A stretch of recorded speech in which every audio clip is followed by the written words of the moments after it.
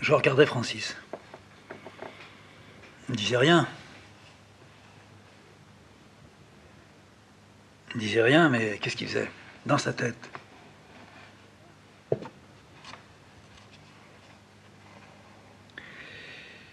Bon, ben...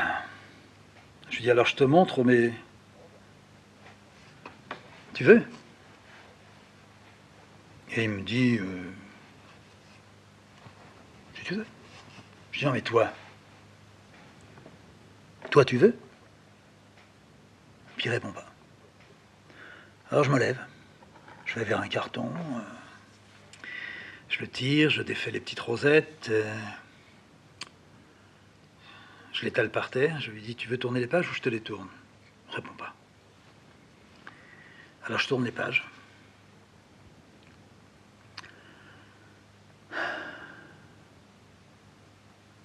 Je te les montre comme ça. Hein. T'as pas l'air de tellement vouloir en regarder. Reste muet.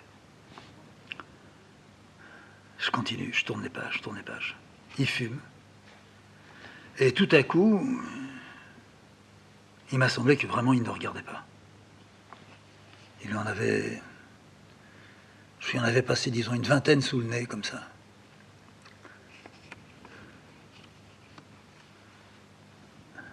Alors je lui dis, écoute, tout à l'heure, tu m'as pas répondu. Comment est-ce qu'on peut faire pour, en faisant ça, ne le vendre que quand il faut, ne pas le vendre quand il ne faut pas, ne pas se vendre soi-même, et surtout ne réussir à fuir tout ce que nous pouvions nous dire quand nous avions 20 ans. Hein? Tu te rappelles quand même de ça? Toi, t'es pas tombé dans la merde. Moi non plus, je vais pas tomber dans la merde. Seulement, comment est-ce qu'on tient le coup? Il a recommencé à rouler une cigarette. Il répondait pas. Il avait l'air d'écouter. Il a roulé la cigarette. Il a bien mouillé son paplard. Il l'a mis dans sa bouche. Toc, son briquet. Puis il m'a simplement lâché. C'est esthétique. Oh, j'aurais pu, là, évidemment, saisir un peu ce qui venait de me sortir, là. D'autant que Francis n'avait pas du tout envie disons, de m'agresser, enfin, en étant comme ça, pas du tout. Il me disait le fond de sa pensée, que je comprenais d'ailleurs. Je comprenais bien ce qu'il voulait dire. C'était sa dernière phrase. Je crois qu'il a mangé, mais vraiment très peu. Et puis il est parti. On s'est retrouvés, Cécile et moi. Là. Elle avait bien vu que ça ne s'était pas... Non pas mal passé, mais que ça ne s'était pas... Ça ne s'était pas partagé. Je disais toujours, on est seul, mais voilà que même avec l'amitié, on était seul. Disons que j'avais connu en très peu de temps, alors lui, je venais de le retrouver. Bon. Mais enfin, quand même, ça comptait. Puis il y en avait un autre aussi que j'avais retrouvé, qui était aussi un copain, puis qui avait l'air de me dire, oh, toi, hein, un peu comme s'il était jaloux, un peu... Pas trop, qu'est-ce qui s'était passé dans sa tête. J'avais peut-être fait ce que lui n'avait pas fait, ça. C'est-à-dire que moi, j'avais... Oh, c'était pas un grand honneur que d'avoir quitté une famille, comme on dit. La difficulté, c'était de l'avoir quitté pour les raisons déjà dites, c'est-à-dire un coup de foi. La foi. Ouais. Et que, d'une certaine manière, une femme s'était mise à souffrir parce que son mari avait reçu la foi. Ouais. Elle l'avait jamais aimé avant, de toute façon. Mais enfin...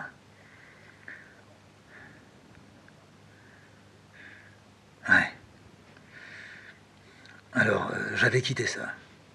Alors l'autre, l'autre qui disait toujours on partira, on, c'est-à-dire à deux, lui et moi, on aurait tout coupé en deux. Une chambre pour deux, tout pour deux. qui fait que ça minimisait bien les frais, et puis en même temps on pouvait se tenir, quoi. Et puis on avait les mêmes livres dans la tête, sous le bras. On avait des désirs, pas spécialement voisins, mais des désirs portant en nous je ne sais quelle flamme, quel feu qui nous dévorait. Et on aimait être dévoré par cette flamme-là. Alors, on pouvait faire la route, mais il l'avait pas fait. Je m'étais barré, je lui avais dit, moi je pars, je reste pas. Il avait bien ajouté, mais t'es malade. Je dis, mais je vais pas être malade longtemps, et quand je sors de là-bas, je me mets ailleurs, je sais pas où, et tu me rejoins. Il avait fermé les yeux, c'était un oui pour moi, mais c'était un non pour lui. Et il m'a semblé que depuis, il avait quelque chose contre moi. J'avais fait ce qu'il n'avait pas fait, moi je crois que c'est ça. Enfin, je crois. En fait, ça c'est Cécile qui l'a connu et qui a pensé ça. Bon, alors lui là maintenant, mignon, Francis, ben, c'était pas du tout pareil. On n'avait jamais pensé, etc. Mais quelque chose s'était construit à partir de lui. Et si je peux voir enfin à ma façon bien sûr, mais comment les choses ont été, ça s'est construit sur disons sur des fondations dont l'architecte a été Francis. Oh, l'architecte n'est pas Francis. L'architecte, ce sont les autres qui ont précédé et que Francis a en quelque sorte réunis et avec lesquels il a construit quelque chose. C'est-à-dire une résistance au monde qui nous entourait et dont nous ne voulions pas accepter à la fois l'obol et le vernis. Et lui venait, en passant chez nous, de nous prouver. Il n'avait pas pris le vernis. Bon, et moi je lui disais la même chose. Il me sortait esthétique.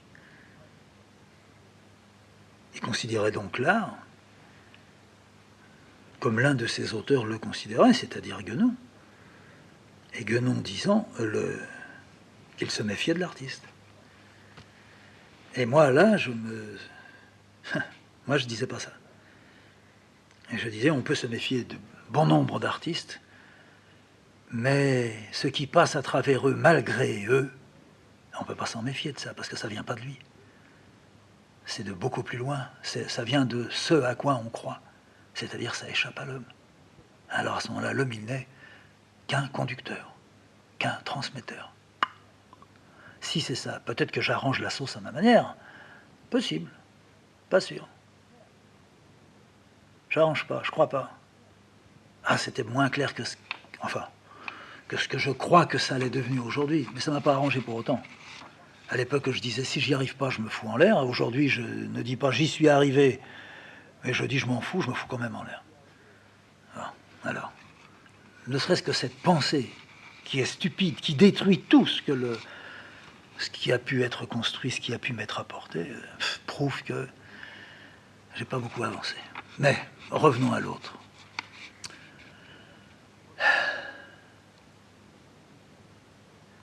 L'erreur. Il n'y a pas d'erreur. Là, il n'y a plus d'erreur si je peux me convaincre. Mais je me convainc pendant peu. Puis après, je glisse et je me dis non, je m'arrange. Quoi. Puis c'est vrai, je m'arrange aussi. L'erreur. Ça vient ni de Francis, le mignon, là. Ça vient ni de Francis qui dit c'est esthétique, ni de moi qui, peut-être à mon insu, fait passer aussi quelque chose qui est esthétique. Ça, ce ne sont pas les accommodements qu'il faut trouver. Les accommodements, à la fois, alors si on fait que de l'esthétique, il y a des accommodements. Ah, d'accord. Mais moi non, si quelque chose passe, ça a toujours été souvent été à mon insu sur 100, admettons, 100 jours de travail sur un dessin, 99 sont faits des anti-accommodements, puisque c'est fait, comment dire, de pompage, sans doute profond, je crois, d'aspiration, de reçu, de d'imparables, d'imparables. Et puis un jour, qui sera le dernier. Comment dire? Le papier qui ferme le paquet, quoi. Ça s'arrête là. Je suis sans... D'ailleurs, je ne vais pas avoir d'illusion. Il n'y a aucun mensonge là-dedans. Ce qui fait que la majeure partie du temps, je ne reconnais même pas des dessins. Et que d'autres parties de ce même temps, je suis dans l'incapacité d'en parler. L'incapacité. Alors, les accommodements, ça serait ou en cours de, si on utilisait justement l'esthétique, toujours plus facile, toujours confortable. Si quelque chose en soi-même, que j'appellerais d'orgueilleux, mais il y a un orgueil qui est bon, puis il y a un gros orgueil qui est très mauvais. Si cet orgueil très mauvais prenait une place immense et fasse gonfler la poitrine et les artères, mais il n'y a pas ça. Si je courais après le compliment, je vais voir personne.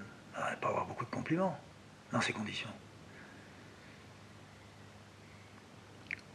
Donc les accommodements, c'est pas là dans la manière, hein, dans la façon de vivre qu'il faut les trouver.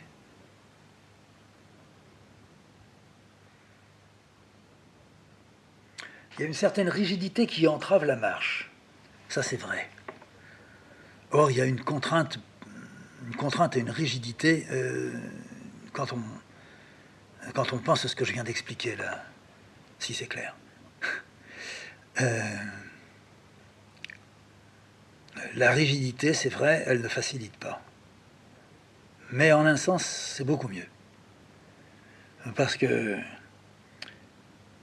la facilité, c'est tout de même ce qui nous guette le temps aidant, mais même au départ. Donc, la rigidité, c'est bon.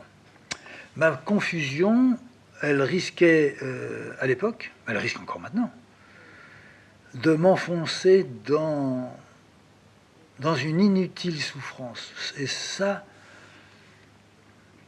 je l'ai vu, je l'ai touché, je l'ai bien touché. Ouais.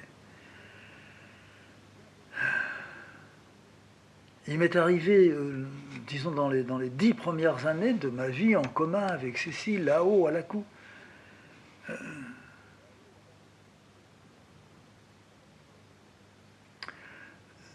Non pas de m'ouvrir, puisque je ne la voyais pas s'approcher, mais de souffrir, peut-être dans un certain... Peut-être de souffrir dans un certain bonheur. Ouais. Je pouvais aller jusqu'à me dire, ce dessin-là, il tourne pas bien, je m'en fous, je vais continuer. Je ne souffrais pas qu'il tourne pas bien, mais je souffrais de ne pas le faire venir. Et je prenais, pour argent comptant, la souffrance qui était là. Or, cette souffrance, elle avait encore à voir avec autre chose, mais pas avec ça. Le dessin ne fait pas souffrir. Or, cette souffrance dont je parle là, c'est une souffrance que j'ai encore. Alors ma confusion, qu'est-ce qu'elle risquait? Elle risquait de m'enfoncer dans l'inutile souffrance. Bon allez, ça, on n'en parle plus. Mais que je restais encore quelque temps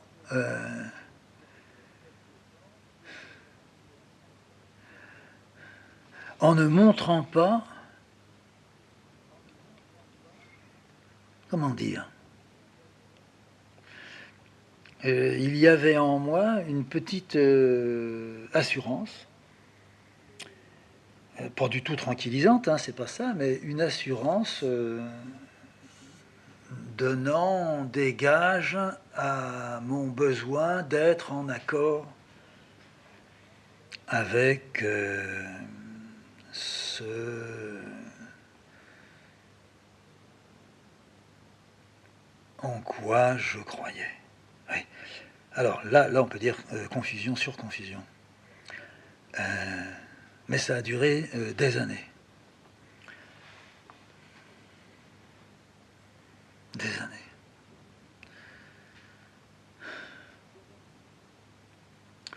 Le violent dégoût que j'ai toujours eu envers les artistes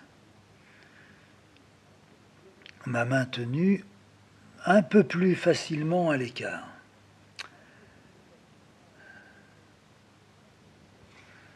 Il est vrai aussi que le tissage que nous faisions, et que surtout Cécile faisait, je dirais nous fortifiait, nous confortait. Quand j'étais dans mon atelier tout en haut, avec les portes ouvertes, j'entendais Cécile, j'entendais les navettes de Cécile tomber sur le plancher, je l'entendais m'appeler, viens vite, il me faut des navettes. Alors je descendais, je faisais des petites fusettes, quoi. Quand j'entendais les coups dans le métier, quand je ramassais les minons de laine de toutes les couleurs dans une pelle, et puis je les mettais dans les ordures, et puis on allait les jeter au dépôt d'ordures qui était un petit peu près d'un ravin. Et puis que des mois après, je retrouvais dans un nid de rats, là-haut dans la charpente de notre maison, des fragments de cette même laine, de ces mêmes minons, alors que les rats avaient ramassé là-bas, et remonté, j'allais dire à dos d'homme, dans notre maison, et qui faisaient leur petit nid avec tout ça. Ça me rassurait. Pour elle, il y avait un calme qui était venu. Elle avait trouvé dans sa tâche, elle était artisane, hein, c'était vraiment ça.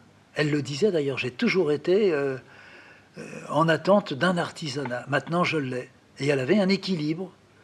Et la contradiction n'avait absolument pas sa place. Elle était plus embêtée par moi que par elle. Elle, quand elle préparait dans ses valises 1, 2, 3, 4 coupes de tissu, etc., puis qu'elle partait à Paris, puis qu'elle revenait, j'ai tout vendu. Et là, comme ça, elle était heureuse. C'était comme le fromager quand il vendait son fromage à la fromagerie à la cour. On lui disait, les fromages, j'ai tout vendu tout à l'heure. C'est bien. Ah bah je suis drôlement content. Cécile s'estimait l'égale de l'homme et de la femme, qui passaient d'ailleurs leur journée et une partie de leur nuit à frotter du sel sur la croûte du fromage qu'on venait de leur acheter. Et Cécile était contente aussi quand elle revenait avec les valises vides, après avoir passé, non pas du sel sur les tissages, mais de la sueur sur ses tissages. T'es contente. On achetait des livres, et elle me disait, tu peux continuer à travailler comme ça. Et c'est vrai, je continuais à travailler comme ça. Cette situation qui me faisait un peu vivre quand même au crochet de Cécile, de temps en temps, ça me chahutait. D'abord parce que Cécile était fatiguée. Elle était malade encore peu de temps avant, quelques années au précédent, elle était malade. Bon, moi, j'étais assis, mais enfin, je faisais des navettes, des fusettes et tout. On respirait de la laine tout le temps. On en avait plein les trous de nez. C'était évident que je n'allais pas pouvoir rester longtemps comme ça. Eh bien, c'est pas venu par là où ça aurait pu venir. C'est-à-dire que trouver à tout prix la réponse à parer ce que disait Guénon. Parce que moi, je voulais vivre en conformité, hein, j'avais vraiment ce besoin. Eh bien, essayer, non pas de contredire René Guénon, mais il n'était pas à l'abri de faire une erreur. C'est vrai que 95% des artistes, ce sont des coquins, que les gens qui sont autour, les galeries, les conseillers, les types des musées, c'est des bons à rien. C'est des bons à rien. Ils font la mode, ils savent la mode, mais ils n'ont pas la foi. C'est pas une question de croyance en eux, c'est pas une question d'élévation. Ils sont surtout pas là pour dire je sais pas d'où ça vient, je le transmets et c'est tout ce que je fais. Ils sont là pour dire je vais le chercher, je le fais, voilà ce que j'ai obtenu de moi. C'est ça qu'ils pensent. Mais bien sûr, la modestie ça les étouffe pas. Hein. Au fond, quand je pense, je peux pas dire j'ai pas eu de chance, c'est pas ça. Mais j'aurais pu m'éviter. Bon, Francis, c'est pas grave. Ça m'a peiné. Ça m'a beaucoup peiné, mais ça m'a fait resserrer les boulons. Ça m'a pas fait dire j'arrête de dessiner, ou ça ne m'a pas fait dire non plus, eh bien je dessine, et puis je trouve qu'on peut faire comme on veut, ce qu'on veut, et je vends. Non, ça m'a pas... Non, non, non, je suis pas allé là-dedans. Donc ça m'a été un peu utile, mais enfin, son terme de l'esthétique, ou bien il avait perdu le regard, parce qu'il n'aurait jamais dit ça 10 ans avant, ou bien il m'agressait un peu, un petit peu. Bon, l'autre, celui qui avait dit on va partir tous les deux et tout, ben, il m'a laissé tomber. Il a bien fait, il a eu raison, on se serait jamais entendu. On aurait fait un mois ensemble, puis c'était fini. Du moins, c'est ce que je crois. Hein. Bon, donc, arrêtons. J'ai connu encore un troisième, j'en ai parlé il y a longtemps, mais celui qui m'a cisaillé la gala, hein, on peut quand même pas dire autrement. Celui à qui je me suis confié pieds et mains liés, qui me disait on peut pas publier ça, c'est trop long, c'est pas toujours bien fagoté, il y a des fautes partout, arrangez ça, faites 200-300 pages en moins. Celui-là, j'ai dit moi je peux pas, mais si vous pouvez, faites-le. Et lui, il a dit je le fais. Je me suis ligoté aussi là, bien sûr. Là, j'aurais pu m'en passer. Ça m'a servi sans doute, parce que je l'ai pas refait après. Enfin, si je l'ai fait, je lui ai laissé aussi sens inverse. Pour sens inverse, même problème. Tout de suite, ce qui suit la Gada, c'est pareil que pour la Gada, ça va pas. Il y a des longueurs de phrases, ça fait un livre trop gros, on va pas pouvoir le tenir en main, il va tomber. Voilà ce que disent des grands bonhommes comme ça. Bon, je me serais passé de ça. Mais, comme en toute chose, il y a quelques points, disons, positifs, enfin, quelques points, il y a sûrement eu, avec Francis quand il est passé, une relecture de Guénon, mais elle ne s'est pas faite tout de suite. Le passage de Francis, ça a correspondu avec, mais je l'étais, une grande fatigue d'ordre mental et psychique, ce qu'on pourrait appeler une grande dépression. Bon, faut payer, faut pas avoir peur. Et puis l'autre aussi, là, le manipulateur de texte. Lui aussi, là, ça, si on peut dire sa responsabilité, mais c'est moi qui ai la mienne. J'avais qu'à ne pas croire ça, qu'à ne pas tendre une oreille vers ces gens-là. Ah, je l'ai fait, ben je l'ai fait. Ce qui est sûr, c'est que si, pour Cécile, le calme était revenu, le tissage répondait, ça n'allait pas d'ailleurs durer longtemps, hein. Elle allait revenir à la gravure, elle allait ressentir le besoin de mettre un peu les choses au point, et commencerait à ce moment-là la vie, on peut dire, la vie beaucoup plus dure. La vie beaucoup plus dure parce que il n'y aura plus de tissage. Elle fera de la gravure, elle deviendra artisan graveur, c'est-à-dire au départ, on lui fera croire qu'elle est qu'artisan graveur. Petit à petit, en très peu de temps, moi je ne lui dirai pas du tout, c'est l'artiste en toi qui s'exprime, mais c'est l'artiste qui s'exprime à travers un autre qui n'a pas pu graver, qui n'a jamais su graver. Elle a eu du mal à accepter, mais elle a fini par l'accepter. Et s'il ne l'avait pas accepté, elle n'aurait plus jamais retouché de la gravure pour elle-même. Ça aurait été vraiment dommage. Mais il a fallu. Et même par moments, elle a fait des choses moins pures que moi, si on peut dire comme ça. Mais elle disait, je l'ai fait pour pas que tu les fasses. Et je crois que c'est tout à fait vrai. Hein. C'est pas, ça n'est pas s'arranger, ça n'est pas... Non, non. Cécile a fait ça. Quand elle a tissé, c'était pour que j'aille tout mon temps à moi. D'ailleurs, j'ai toujours pensé qu'il faut au moins 10 ans. Un type qui rentrerait dans l'art, hein, appelons ça comme ça, comme en religion, un type qui rentrerait en art à l'âge de 20 ans, allez hop, eh ben c'est pas avant 30 ans qu'il peut espérer avoir déblayé, construit, détruit des choses, pris du recul, etc. À 30 ans, il doit avoir le droit de dire je vais montrer à des amis. Mais pendant 10 ans, pas possible. Sinon, ce qui est pur, vrai, solide, tremblant, pâle, tout ça, toutes ces immenses qualités de l'homme, qu'on retrouve dans l'arbre, qu'on retrouve dans le chien, dans le bœuf, dans l'aigle. Toutes ces immenses qualités-là, il ne faut pas les semer à tout vent, il ne faut pas les donner. Malheureux. Mais si à 23 ans, vous montrez une de vos toiles et que vous tombez sur un con qui vous la détruise ou sur un con qui fera pareil qu'une destruction, mais vous dira « je vous l'achète et faites-m'en 10 comme ça », c'est la perte. Non, puis c'est mettre le doigt dans le jeu des crapules. Hein, c'est autre chose. C'est pas prier en disant « je prie Dieu pour que… » Non, pas du tout. Prier, c'est pas ça. Prier, c'est ne pas murmurer de paroles. C'est baisser la tête et recevoir tous les coups. Puis recevoir l'eau, la pluie, le soleil. Après, si ça vient, il y aura peut-être une prière. Et ça ne sera jamais la prière de « Oh, écoute ma parole, Dieu !» Pas du tout. « Oh, je te comprends !» Pas du tout. « Oh Dieu, toi qui as tout fait !» Pas du tout. Non, c'est pas ça. Et l'art, c'est pareil. C'est une question de Dieu qui est dedans. Ouais. De Dieu, de notre âme, de la foi qui s'éveille. Alors Cécile, elle a un petit peu braconné comme ça. Elle a fait quelques gravures qu'elle n'avait pas envie de faire. Et elle me disait, j'ai honte. Ouais. Ça, j'ai jamais dit, t'as tort, c'est bien. Non. Je savais que ça durerait pas. Ça durait 2-3 fois.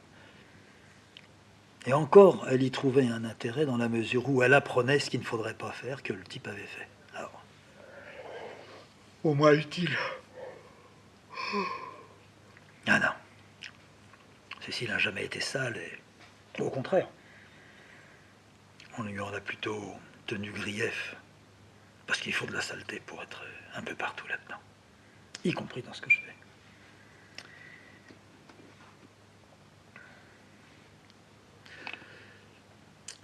Alors bon, on va pas s'étaler, j'ai fait une bonne descente.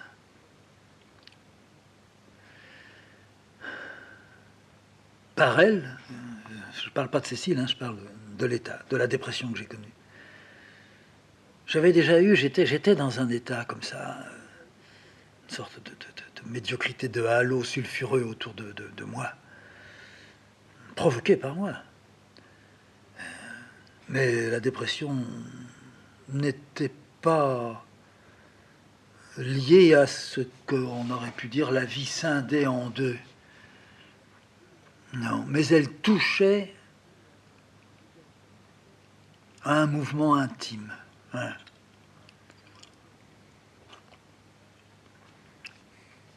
Une dépression, c'est une révélation. C'est pas une catastrophe, une dépression. C'est la chiotte, ah oui. Mais si dans la dépression, on parvient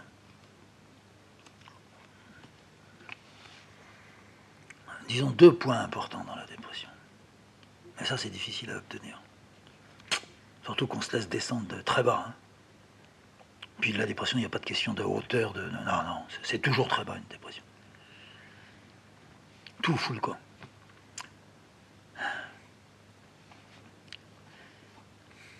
Si, malgré la force énorme que la dépression pose sur nous, on parvient à se dire c'est peut-être vrai. Je serai peut-être pas toujours comme ça. Si ça se trouve, je vais quand même un jour revenir à... Alors revenir à quoi? Revenir à quelque chose qu'on aime. Il est question d'amour, question d'une privation et une question de retrouvailles. Des choses, un feu important. Alors bien sûr qu'elle touchait à un mouvement comme ça qui était mis en route, une sorte d'erreur que je voyais se profiler. Puis toute ma vie n'a été qu'un tâtonnement. Mais je ne voulais pas arrêter. Donc il fallait non pas que j'accepte la contradiction, mais que je vois où il y avait contradiction et que je ne commette pas. Et que si j'avais cette conscience-là, je ne pouvais pas craindre d'être entaché par mes actes d'homme et d'artiste. Ça ne fait qu'un chez moi. Il fallait donc que j'établisse ce qui, si j'y avais pensé avant, m'aurait paru être un impossible équilibre.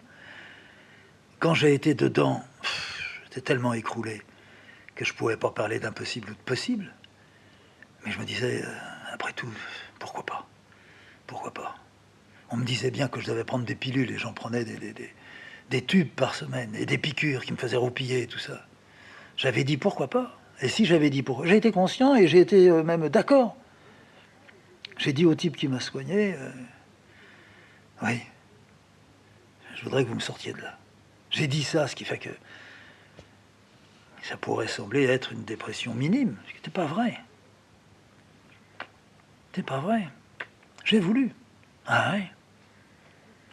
Mais j'avais acquis une telle force dans ma foi pour ce qui venait de m'arriver 10 ans avant. 10 ans avant. 62, oui, 62, 52, c'est ça. Parti de Marseille en 51. 10 ans avant et pendant 5 ans, c'est-à-dire de 47 à 51, j'avais été soulevé. Soulevé. Je ne l'avais pas perdu. Je ne m'étais pas dit, oh, la connerie et tout. Non, non, ça, comme une icône, je l'ai toujours maintenu, protégé de tous les coups. Hein. C'était à moi, ça. J'entendais ne pas le détruire, sauf si je commettais. Hein. J'avais bien l'impression que si ça m'arrivait, ça serait plus fort que moi. Mais que ça ne m'arrive pas. Que ça ne m'arrive pas. Je le disais à Cécile. Tu m'empêcheras. Donc il fallait que j'établisse, voilà, quelque chose qui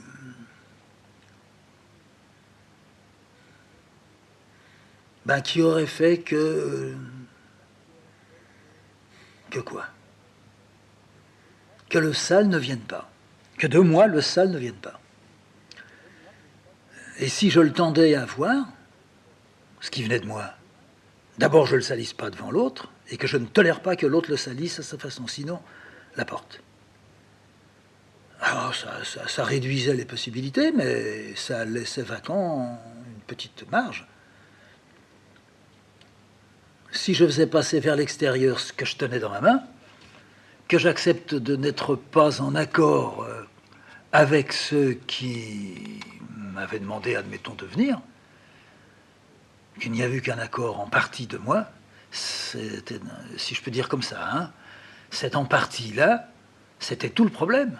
Mais je pouvais m'y faire, je pouvais l'amener, je pouvais sortir sans être devenu crado.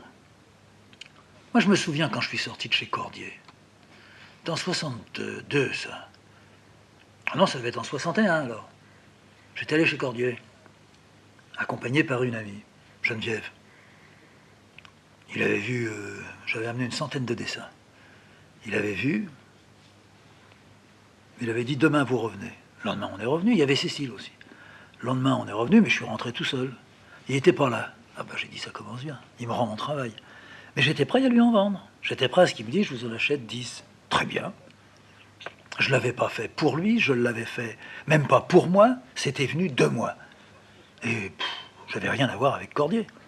Mais il m'aurait donné de l'argent, ça m'aurait permis à Cécile et à moi de continuer. Selon ce qu'il donnait, ça faisait 1 mois, 2 mois, 6 mois, on ne sait pas ce qu'il allait donner. Puis le type qui était là, son secrétaire, m'a dit tenez, voilà, monsieur Cordier m'a dit de vous remettre ça. Puis il m'a donné une enveloppe. Mais je dis, mais il n'est pas là. Si, il est là, mais il était occupé au téléphone. Vous voulez lui serrer la main? Bon. J'avais envie de dire, c'est pas utile, mais enfin, bon. Il est venu, écoutez, vous trouverez là, on vient de vous le donner.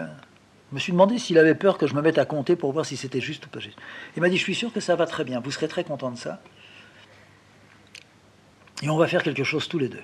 Puis je suis parti. J'ai retrouvé Cécile, je lui ai dit, voilà, il m'a filé une enveloppe, il y a certainement du fric dedans, mais j'espère qu'il n'y en a quand même pas de trop. Oh, c'était évidemment pas trop, sans dessin. À l'époque, en ancien franc, ça faisait 1 million. On a compté ça. Dans un bistrot, on s'est foutu dans le fond d'un bistrot. Et quand j'ai vu ça, j'ai bien senti que ma dépression, elle en prenait un coup. Hein. Je venais de boire du fortifiant pour elle, pas pour moi.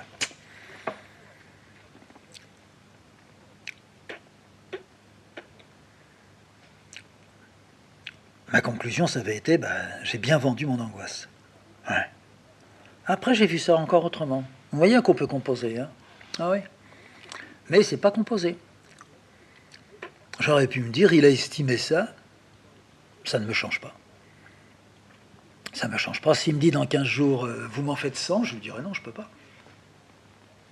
Et j'ajouterais, il ne faut plus me redemander ça. J'ai pas envie de faire une carrière d'artiste. J'ai jamais cherché ça. J'allais pas commencer à ce moment-là.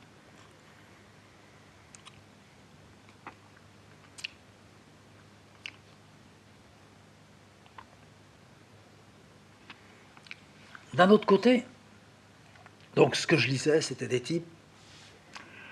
Oh, je lisais un peu d'autres choses aussi. C'est là que j'ai lu tout, Miller.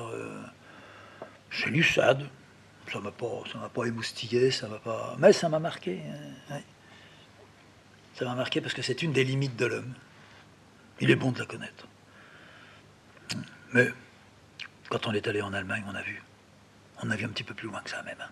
Ouais. On n'a pas vu où ça mène, mais on a vu où l'homme peut aller. Ouais. Puis j'avais lu d'autres. Mais j'avais lu, et je lisais toujours, ce qui touchait, ce qui se rapportait, ce qu'était la pensée traditionnelle. Ah oui. Tout a commencé comme ça. Mignon Francis, c'était ça. Et quand il était venu à la cour, là, puis qu'il avait dit c'est de l'esthétique, il était en plein dedans, alors là. Enfin, en plein dedans. Il avait fait le pas. Il était sur le point de rentrer, quoi. L'appartenance totale à... Comment lui, c'était chrétien. Moi, j'ai jamais aimé les chrétiens. Enfin, j'ai jamais aimé l'histoire du christianisme et ce qui en a été fait aussi. Je trouve ça trop épouvantable. Ça aussi, c'est une des limites que l'on peut connaître. Il y a eu le marquis de Sade et puis il y a les chrétiens. Ils ont montré jusqu'où un homme peut aller. Aussi bien le marquis, aussi bien les nazis, aussi bien les chrétiens. Ouais. Mais si je les avais lus, si je les lisais à ce moment-là, et si je vais les lire encore jusqu'à maintenant, c'est pas du tout pour me mettre sous leur bannière. C'est pour voir la partie de moi qui se rattache à ça. Alors il est évident que s'il y a une partie de moi qui se rattache à ça, mon autre partie de moi n'ira jamais vers les autres. Hein. Jamais. Ça, non seulement ça me semble, mais c'est impossible.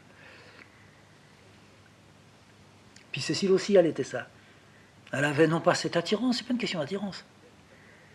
Je dirais qu'il y a une forme de loyauté.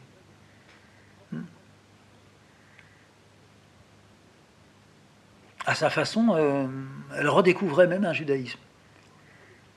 Mais à travers l'homme que nous lisions et de tout ce qu'il nous apportait, il y avait aussi la grande découverte de tout ce qu'était le bouddhisme, même de ce qu'était une grande partie de la chrétienté. Oui, les mystiques et tout ça. Mais on ne s'estimait pas mystique. Jamais je me suis estimé comme tel. Non. Non, je ne fais pas d'amalgame. Mais je sais que j'ai des racines qui vont là-dedans. Mais voilà, toute la différence, c'est que je suis un artiste. Ah, ça, non seulement je le sais, mais je le défendrai jusqu'au bout. Ouais. Oui, je ne noirai jamais la partie noire de l'art qui est en moi. Jamais. C'est ma force, c'est aussi ma grande, grande faiblesse, je sais. Mais je ne lâcherai pas ça. D'ailleurs, je n'ai jamais eu les moyens de lâcher une chose pareille. Tout comme je ne lâcherai jamais les autres. C'est de la tradition. C'est-à-dire, en allant plus loin, l'imprononçable. Ce que l'homme ne put jamais prononcer. auquel l'art participe. Ouais. Ah, combien de fois je me dis, si seulement je pouvais être sûr d'avoir apporté ne serait-ce qu'un petit gravier à tout ça. À ça, mais pas au reste. Les collections, les musées, tout ça. De la couille en barre, oui. Non, non. Mais j'y verrai jamais, comme on dit. Alors, si j'accepte de n'être pas en accord avec ceux qui m'avaient aidé à devenir en partie ce que j'étais, à ce moment-là, je pourrais dire aussi aujourd'hui. C'est-à-dire d'un côté, les paroles et les travaux d'un type comme Klee. Les paroles, les travaux, les écrits, pareil, un type comme Bronner. Et puis un type comme Breton. Et puis d'autres, pas parler seulement que des gens d'ici, de notre temps. Beaucoup d'autres, des Dominguez, des belles-mères.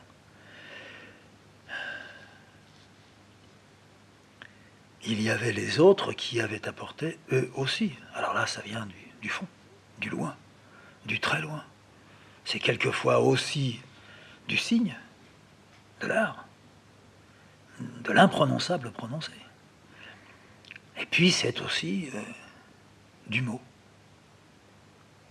Alors, si j'accepte de n'être pas entièrement en accord, avec Klee je le suis souvent, avec Bach toujours, avec Mahler toujours, ouais. Avec Wagner jamais, vieux facho, ouais. Avec Schubert éternellement, Schumann, pareil, Ravel, oui, oh je ne vais pas les nommer tous. Si je peux n'être pas toujours en accord avec des gens de ce grand groupement-là, et ne pas toujours être en accord non plus avec des types qui ont écrit. René Guénon, j'avale pas tout, je gobe pas tout, me fait chier. Il y a des moments, il me fait chier. Moi, je vis en 1994 maintenant, et lui, il repoussait tout ça, il refusait tout ça. Il peut rien se passer ici, c'est dans le temps, là-bas, au fond. Moi, je crois que ça peut encore aujourd'hui venir. Mais ça bouge. Ça bouge pas beaucoup, faut pas que ça bouge beaucoup, mais ça bouge. Alors si je peux vivre, alors c'est-à-dire quoi? Dessiner, parler, écouter, faire l'amour, être bien avec ma femme, pas en voir tellement les autres, les écouter puis fermer mes oreilles tellement ça me fait chier par moments. Si je peux donc ne pas être en accord avec une partie de la marmaille, ne pas être toujours d'accord avec certains artistes pourtant que j'admire, mais je les admire beaucoup plus que le peu de mésententes qu'il y a, mais il y a eu des petits dérapages. Pour moi, il y a eu des dérapages aussi. Mais c'est pas les gros dérapages à la, je sais pas qui dire, à la Matisse, à la Picasso, ça c'est la merde intégrale. Intégrale. Non, non. Si je peux aussi ne pas être en accord, par exemple avec Victor Hugo, puis il y a des trucs de Victor Hugo avec qui je suis dans un accord profond, avec Germain Nouveau, avec Rimbaud, avec Baudelaire, avec Nerval. Et puis on remonte plus loin, puis on va trouver les types qui font comme des sommes. Mais il n'y en a pas beaucoup. Il y en a un dans notre siècle, c'est René Guénon.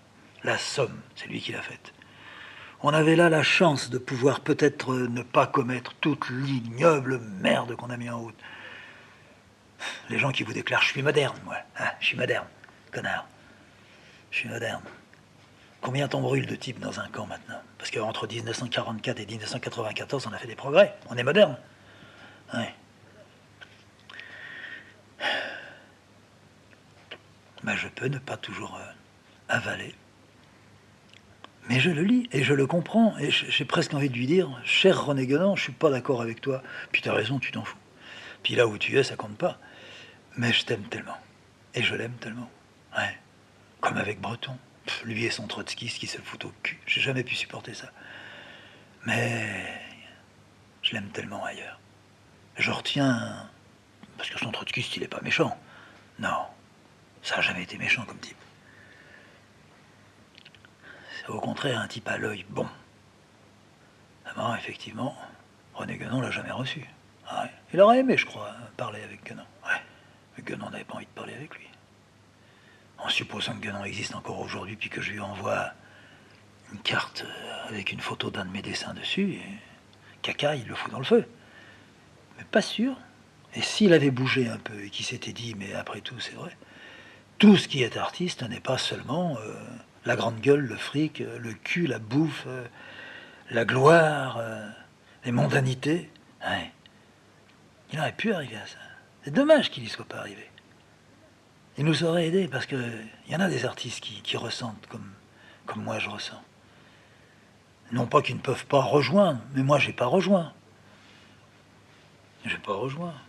Je suis pas un adepte. Puis Cécile non plus. Tellement il m'aura mené sur le chemin de l'acceptation de ce que je n'aurais certainement pas embrassé. C'est pareil, c'était pas ce qu'il voulait, c'est comme ma première femme. Elle voulait me foutre dans les bras de la librairie, mais elle savait pas qu'elle me poussait dans les bras de quelque chose qui m'écartait d'elle.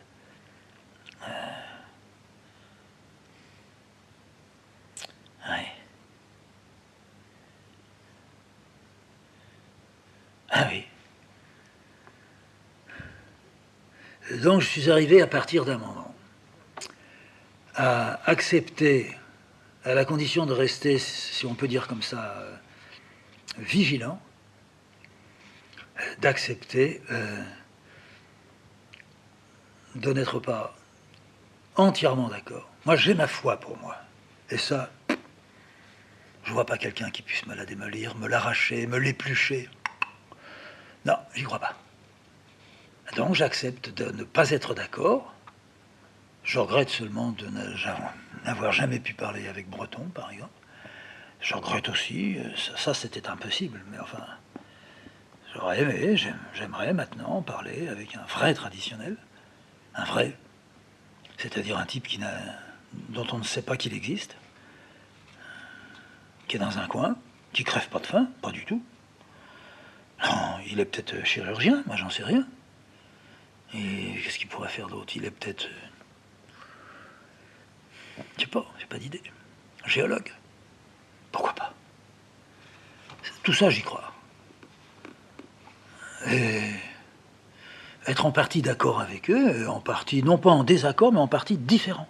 Je suis pas tout le temps en accord complet avec Cécile, et puis Cécile n'est pas en accord complet avec moi. On accroche un peu là-dessus, c'est dommage.